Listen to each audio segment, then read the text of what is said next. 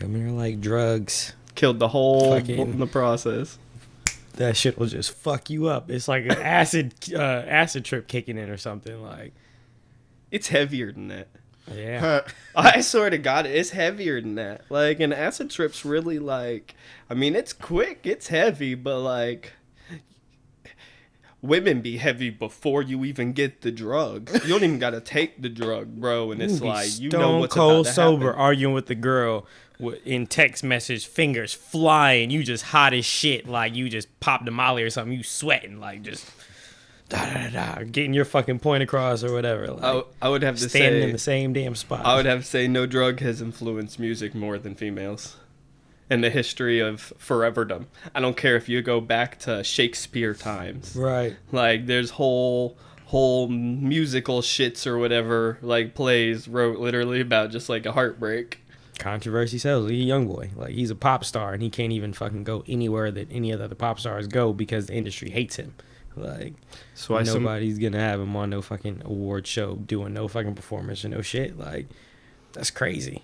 That's why so many rappers are rapping about things like drinking lean, popping perks, because it sells. It's what people want to do. It's a fucking fad. Soulja Boy and Justin Bieber got activists discontinued, and I'll never forgive them for that. He was fucking riding around Beverly Hills thinking that they was... Well, Justin Bieber was thinking that he was light-skinned. Soulja Boy was hanging. I think, like, Lil Twist was with him, too, or something. He needs to cut that hair. Bruh. Oh, yeah, he got the dreads. Yeah, they're ugly. He's sick. I said that, too. Hey, ugly, bro. Yeah, those are And it's weird because I'll not like him, and he'll do a good job for a while about kind of moving right. And then he'll do some dumb shit like make your hair look like that. It's like, just stay on the path he was on, bro. Like, you was doing all right for a little bit. You weren't really bugging nobody. Right. Nah, Beebs be a hood nigga, so that's why. Bruh, they had him. His G-Wagon broke down in the hood. They had him doing jumping jacks and push-ups. Bruh, singing and stuff. I was like, I don't think he just pulled over there and was just hanging out with the homies or nothing. He ain't know nobody that was over there. He was probably trying to buy some drugs. His shit broke down. It just wasn't going as good for him as he thought it was. And as he was waiting on AAA, the homies made him do some push-ups. Like, you better play it cool for your ass get kidnapped over there. Damn, they was trying Beebs. That's tough. Bruh. That shit's funny. Sing that song, boy. Bruh. Like, that video was so uncomfortable. But then at the end of the day, Justin Bieber got to get his karma too at the end of the day because I said that shit twice back to back. I hate you now because you pointed that shit out. But that nigga made a One Less Lonely Girl remix, and it was One Less Lonely N-word. Hard R. Like, hard R. Like, a lot of people be forgetting about that video because it was like he was already big as shit, but like they tried to play it off as like, oh, he's a kid, whatever. Like, he was like 13, 12, some shit. Like nigga, you not a kid at this point. Like, yeah. I get it. You thought that shit was funny and cute. Like, niggas don't forget that shit was not valid. I can't support no Beeb shit. You know he probably say it regularly too. Oh yeah, you know he's got like the black homies where he feels like that shit's cool, but like he probably learned after that because Usher signed him, or like not Usher signed him, but like Usher's the one that like brought him into the game and ushered him into the game and shit like that. So it's like, how you go shit on us like that, and this nigga's the one that even made you really, but whatever. Get your money, but his hair looks like the Grinch's fingers in that fucking whenever it was a Jim Carrey one. Like, I didn't think like no disrespect, but I didn't think anybody right now could have hair that looks too much worse than like Coolio's or Wayne's, bro. Like, I swear to God. Wayne's because of drugs though. Yeah, that's a real. And that's one of my favorite artists, but that dude been drugged out for years. It's not recent. Right. He been drugged out for years. But I feel like he got to the point, he started mad young. Wayne been rapping since he was a kid. He had like a record deal like 9, didn't he? Yeah. Like, before like I think he was like rich before like he was like 17, 18 or something like that. So like he was like rapping for sure, like was signed by guaranteed 12 at the latest, like. But it's just crazy. I feel like he at the same time he ain't know no better. Cause he see all his only influence is the people around him. You know they all doing drugs, so it's just like, how do you know what's not the norm? Right. Especially when you're still in the process of growing up. By the time you turn into it, though, and realize stuff, he already been doing it for so long. So why stop now? It becomes a part of the culture. It's like a kid growing up in Compton. Like, they're probably gonna gangbang. Like, it's just what's around them. Like, that's what you grow up around. But I mean, after a while, you have a choice. But he chose to continue using and doing whatever it is that he does, because that shit shows. He's had seizures and some more shit. Like, people don't understand long-term drug use. Like, that your favorite rappers are doing, all this, that, and the third. Like, that shit takes a toll. Like, them rappers don't tell you all that lean usage, you having to go get your fucking kidneys flushed out and all that other shit. These motherfuckers be on dialysis and some more shit, and niggas don't even really be knowing. Like, especially those opiates, because the tolerance build up so crazy, and people don't realize, like, it doesn't matter if your tolerance builds up as far as like how you feel the drug and how the high hits you. It's still killing your body at a rapid pace. Like, that's why, like, when I heard Bibby talking about, like, when, like, Juice got bad on the perks, like, before you know it, he was taking multiple 30s at a time, Bibby was saying. Like, multiple 30s at a time? If I took 130 right now, bro, I might die. Like, that's crazy. Bro. Yeah. But his tolerance was up. They said ASAP, because I was a Tumblr kid, like, ASAP Yams, like, had, like, a tweet that he posted on Tumblr one time, and it was like, yo, it takes me 14... Because he was, like, coming clean about his, like, drug usage at that time. Like, it was, like, probably, like, a few years before he OD'd and shit. And he was like, yo, it takes me 14 bars, Xanax bars, before my high kicks in. Like, 14, 15. It's crazy. Like, that's outrageous. Different. Like, but that's literal. People don't, that's literal years. Like, because I remember, I mean, in the city that, like, I grew up in and shit like that in 2012, like, niggas, we're not really fucking with no Xanax bars. Like, it was like a select few people that had them, you know, Juicy J, and then we're talking about them 3-6 Mafia, been talking about drugs for a minute. But it's like, it didn't really get popular until, like, I really feel like the later years where it's like just, I mean, people always, but it became a lot more socially popular. People always done pills. But it became more like it was always like a kind of cocaine type of thing where it was like, oh, we do this side, or this group does it, and then we go and do this over here type shit. Like, but we're not even like, they're not even like making, a lot of them, they're not making recreational drug use like cool. They're making drug addictions almost cool. Like, it's going beyond that. These guys are not talking about like drinking like a line of lean and a 20-ounce soda pop on the weekend. Like, they're talking about like pouring like 8 lines in a 2-liter and drinking it like in a night. Like, it's crazy. So I'm talking about doing it and waking up and doing it again. It's wild. So, Gucci in his early stages, like, yo, I drink lean for breakfast, I smoke weed for breakfast. Like, he literally had like. Well, everybody, thank you for joining us this week on this episode of Forreal. This week, we're kind of talking just a little bit about the influence of drugs in hip-hop, drugs on culture, period, how it affects society, all kinds of stuff. We brought a guest on this week to help us talk about it, our buddy Don over here. Yeah, he a good friend of ours, also very, very knowledgeable about hip-hop, so we might bring him on the show a lot more often because it's a good little vibe, so definitely... appreciate y'all for joining us this week, and I don't really know what to say after that because I got put on the spot a little bit. It's the drugs. It's the drugs. It's the drugs. Yeah, it's probably. I was unprepared for this intro, everybody, but it's okay. It is what it is. I usually suck at the intro. I kill the outro. It's just what it is. Nah, your intros are getting better. Fuck that. Yeah. What was everybody doing back like in like the Lil Jon times? Was that lean and stuff like that, or were they just like turning up? That was a lot more like party drugs, like probably like e-pills and shit like that. Because I feel like lean was still like really popular only in Texas. He has big old cup everywhere. But. Yeah, but like now I feel like he might have been sipping, but like he was from Atlanta, where it's like he probably went down south with some Texas niggas and probably like got put on game. But it's like in that time, especially the early 2000s, it was pretty much still solely a Texas thing and niggas that fucked with Texas niggas.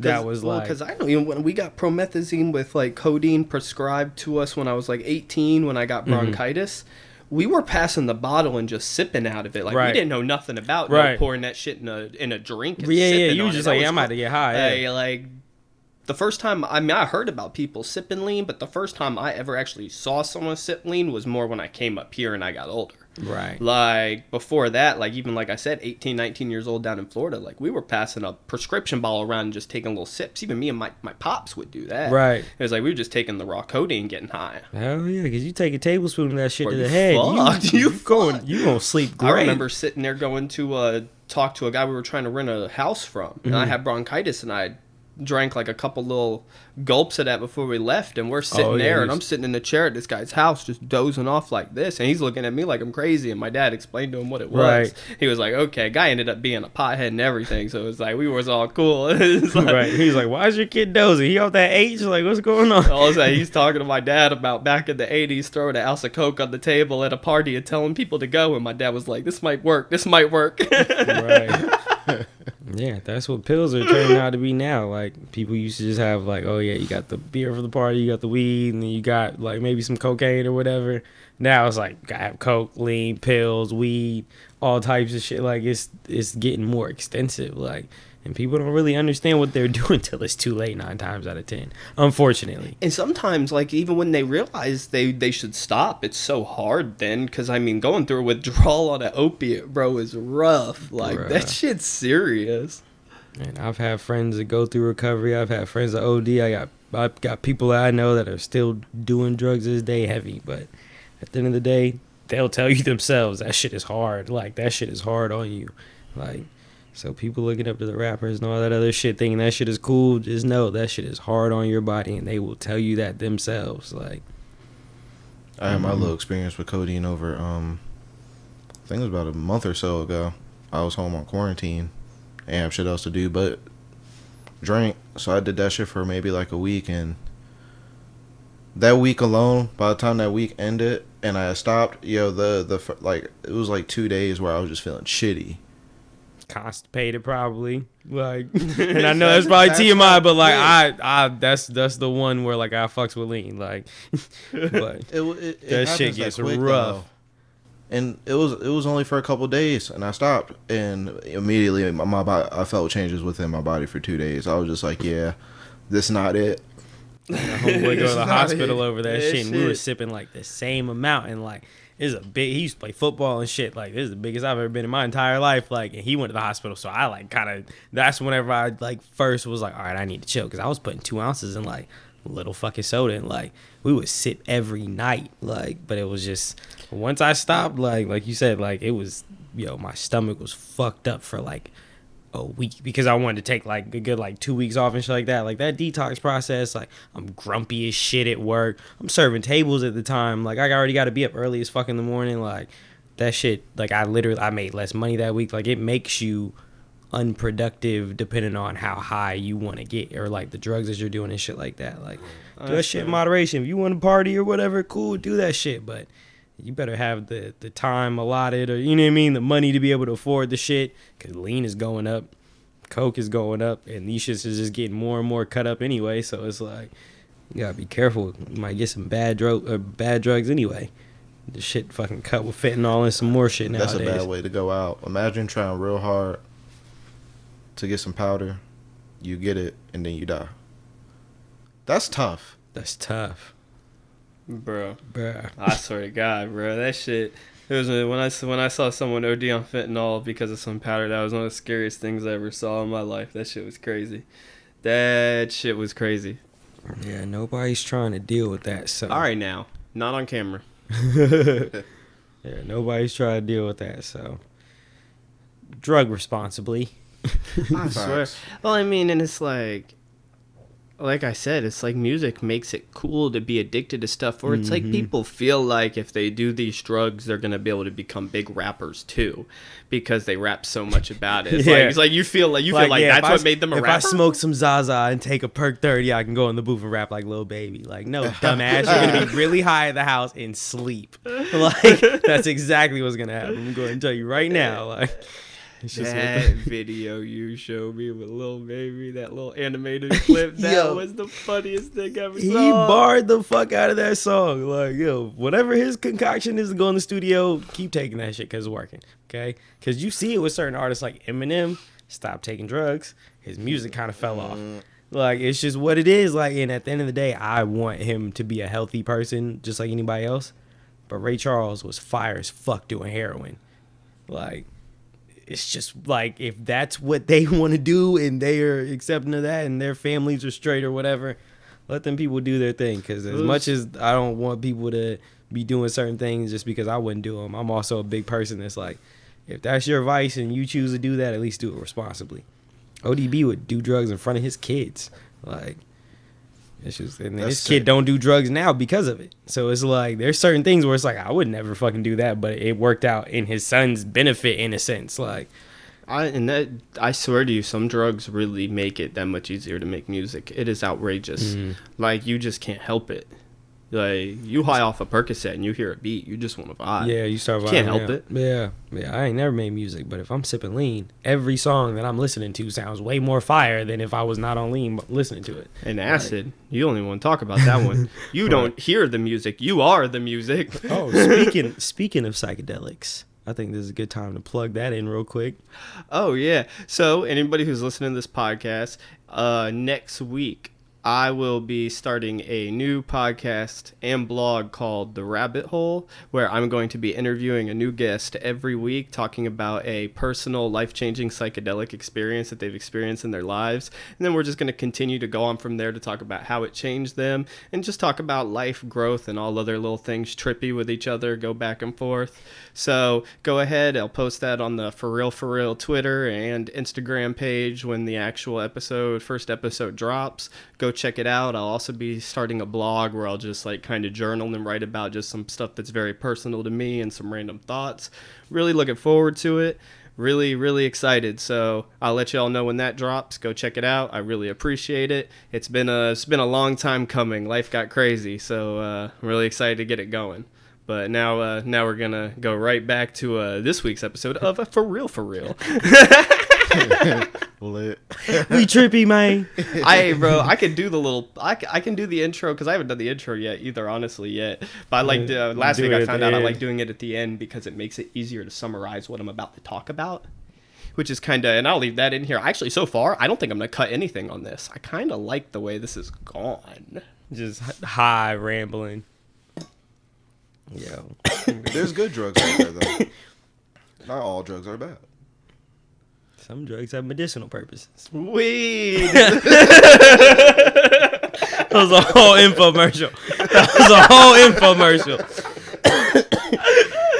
I just bounced off what he said. You bounced off what I said. Yo, that was flawless execution. Oh, shit. Hit us up, cannabis company. Right? I don't think niggas could have paid for some better shit than that. That was fire. That shit was funny as fuck, bro. You just changed the background, like put us all on a couch. Like, he's got to be the highest. Like, he's got to be the most visibly high on camera. Like, and then just everything that just happened. I was just like, that's a cannabis sleeping, like coming. Sleeping. And yeah, you just wake up. And then whoever right before I start talking, somebody just goes to pass the blunt, and I just like go and like they nudge me, and I go, weed, and just grab the blunt. Yep, and then you just pan to the you cut. It's called the call to action, like that little thing they flash right before the end of the ad. It's the thing to try to get you to come in now, where it's like buy now or pull up now, whatever you gotta like say get your little shit off there. And then niggas gonna pull up because that commercial gonna be funny as if I seen that shit and I lived in a place with that dispensary, I'm pulling up. That's just y'all wanted me with the commercial. It's like this dude on Facebook. That nigga had to be high on cocaine though. That nigga had to be high. He was talking about doing TV mounts. This nigga took a picture on every TV mount that he did. Like, he would be, like, squatting on it or, like, hanging from it or some, like, weird shit, like, where it's like, this can hold me. Like, he's cussing in like that. He's like, this can hold me. It can fucking hold your TV. Hire me right now, motherfucker. Like, I was like, damn, like, if I lived in your area, though, like, you sold it to me, like, you probably sniffing hella powder. But I know you're going to do a good job. Like, I know your crackhead mechanics in the hood. Yo, they have saved people in poverty a fortune. Like, people look at drugs as all bad, but there's some things that we can talk about where, like, that's crackheads in the hood, yo, just even, like, maintenance men, like, workers and shit like that. Behind every single drug. Every single drug has its own unique culture. Facts. Yeah, I don't look down on no crackhead, no fucking heroin addict, nothing. Like, I don't give a fuck what you do. Like, as long as you're not hurting nobody else and it's just you hurting yourself, fuck I'm gonna look down on that for? Like, I might not live the same way or ever want to live the same way, but you know some shit I don't know. Like, if you're a crackhead, you've seen some shit that I'll never see probably. Tell me about it, you know? Like, It goes back to you learn from everybody. bruh. Yo, I've had conversations with crackheads just standing around the hood like late as fucking night, and like the conversation started out as like a joke, like them just saying some funny crackhead shit, and then like 30 minutes into the conversation you realize like, damn, like this motherfucker just said some profound shit to me or something, at least make me think about something in my life different based off of how they're living their life, you know? Like, that shit's crazy. All crackheads are small, man, because they got to get crack. They got to make money. Bro. There was I seen an interview on Facebook. He was a NASA engineer, black dude, and he casually smoked crack. Crazy, right? Wow. Wow. Just I like how you only on the give nobody weekend. no Like, time. yeah, crazy, right? Like, yes, nigga, the whole shit. You fucked me up. Like, oh yeah, black dude, NASA engineer. That's fire. Shout out to homie. Oh, he smoked crack. Nah. But hey, if you, bruh, R.I.P. to that's DMX. crazy, right? Right at the end, just Right. like clean. R.I.P. to DMX. Shit's That crazy. nigga was smoking like crack, doing drugs, drinking heavily, like, and he was making phenomenal music. He was an icon. He is literally like the rapper, like the people that rappers be like. I forgot who said this. This isn't my quote. Excuse me, but he's basically the rapper that all the rappers are talking about in their rhymes whenever they're talking about like, oh yeah, I did this, I did, like DMX will really do that. Like all the crazy like tie your mom up, like come in your crib, shoot everybody. Like DMX really might do that if you did him dirty. Like who knows? Like that's just it's just he was that character, and it's like if he didn't smoke crack, like would he have been as great? Like, you know, and it's what he wanted to do at a certain degree. Obviously, he was introduced to it before he ever knew what it was. But then at some point with his like him getting older, he knew what he was doing. He had hella scares, he had hella problems and stuff, hella health problems, shit like that. But at the end of the day, like that nigga was smoking crack and he did great things.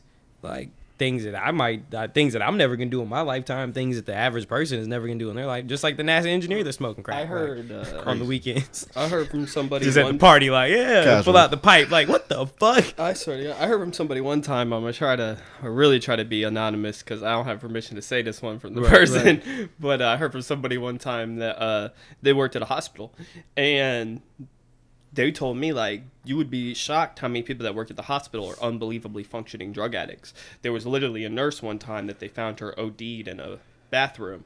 She was fine. They ended up your perfect place to OD too. You right at the hospital. Right. Found her in the bathroom, OD'd, kind of out. They gave her some Narcan. She came back. She lost her job. Probably never was able to work in that field ever again, Right. of course. But she was just like, you would be shocked. And these are the people that work in the hospital. They're functioning heroin addicts, crack addicts, shit like that. She was like, most people who do drugs are pretty functional. You only hear about the bad Right, bad yeah. stuff. Like the There's no reason to tell you about the people who are. You can't use. Oh yeah, you can smoke crack every day and be a completely functioning member of society as a reason to not smoke crack. You can't use that as anti-propaganda. Like it's not gonna work. But for real, y'all, don't smoke fucking crack. Like what the fuck is wrong with some of y'all? Yeah, if you're not DMX or a NASA scientist, don't smoke crack. It's as simple as that. If you're not helping for shit out of space, man, Like, for don't real. smoke crack, man. Yeah, like, it's simple. Like, Those y'all smoking crack every day sitting at home. Don't smoke crack. and they sitting there with the pipe still hot. Like, yeah, I shouldn't be smoking this shit. Like, but Can you imagine, like, you working next to this nigga on the shit? It's just like, man, why you smell like that, man? Most your weed dealers smoke weed. Most your crack dealers don't smoke crack. yo, I wonder. I wonder. That shit's crazy, bro. Yeah, but then all the like, shout out to all the niggas that Oh, be cooking crack God. too, because that's something else they don't talk about. Is like you sitting there inhaling mad fumes. Like, shout out to all the hood cooks and chemists, because damn, like I know there's got to be like a little bit of brain damage or something just from all that fucking shit you inhaling over all them years. Because That's tough. if you ever been in the crack house, that shit stank. That shit has a distinct smell. Like, From what I've heard like people who lay like acid and stuff like that on blotter, like when they dissolve the crystal in whatever solution they use, it evaporates into the room, and you be tripping if you're not wearing a gas mask after like 5 minutes of laying L on blotter. Like you be seeing shit in the room. Like I couldn't imagine. I'm sure you tripping for like 3 days straight after you lay a bunch of L. You're just like, all right, well, it's a good thing we're on vacation work this week, up. Yo, tell him about that cop that raided your shit. That was that had like the fentanyl thing like a few months prior to being in your shit. Because I was talking about other drugs you could just inhale and start tripping.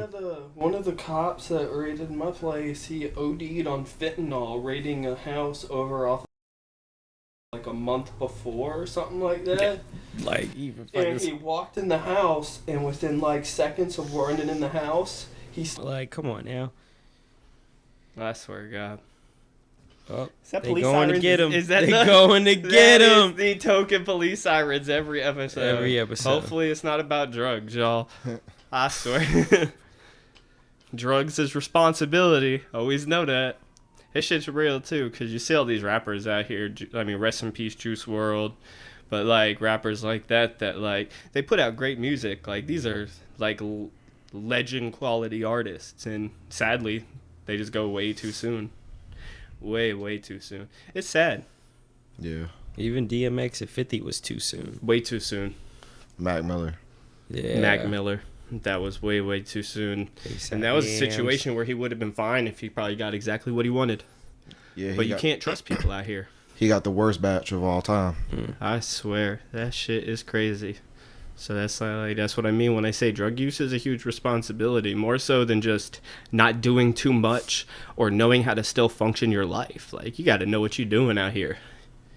You cannot, because otherwise, how are you? I mean, people, you see, if you've ever lived in anywhere where crack is bad, like, people literally just throw everything away over some drugs because it's that great to them. That shit is crazy to me. People do it over pills too. People bring their whole check to you. You sell pills. I've seen it where like somebody that sells pills, somebody will bring them their whole check knowing damn well they got a kid to feed at the house, themselves to feed, you know, like a lady there, like, but they gonna cash out because they want them fucking drugs. Like, that's irresponsible. Gotta take care of yourself. If you're gonna do your drugs to the point where it's harmful to other people, you shouldn't be doing them. For real. Other than that, have your fun. I swear to you. Responsibility. I guess with that said, really appreciate if y'all would support us having our fun. And I always have a good one, too. I always hit it at the perfect moment, bro. It's just like, I'd appreciate it if y'all would enjoy us having our fun and hit that subscribe button down there. Like, comment, all that good stuff. If you're watching this on YouTube, let us know what you like, what you didn't like, what you'd like us to talk about in the future. All that good stuff. Let us know if you'd like us to have more Don on the show. You know? Also, if you're listening to this as a podcast, hit that subscribe or follow button. That way you'll be updated whenever we drop a new episode. You know, stream the hell out of it. Stream the fuck out of it. Stream that shit. Stream that shit. Otherwise, just like I said, let us know what you like, what you didn't like, and keep up with us. Be pleased when next week when I let you know that the other show drops. Go check it out. Support us, please. That's just be dope. It's gonna be great. It's gonna be a lot of fun. It's gonna be very, very personal. So. I'll have a random episode. Yeah. So support us. African Americans and psychedelics. I'm dead. That could be the topic. Hey, it could be. But with that said, appreciate you. See you next time on the next episode of Forreal. And we out of here. It was a fun little episode. Hell yeah. Very, very.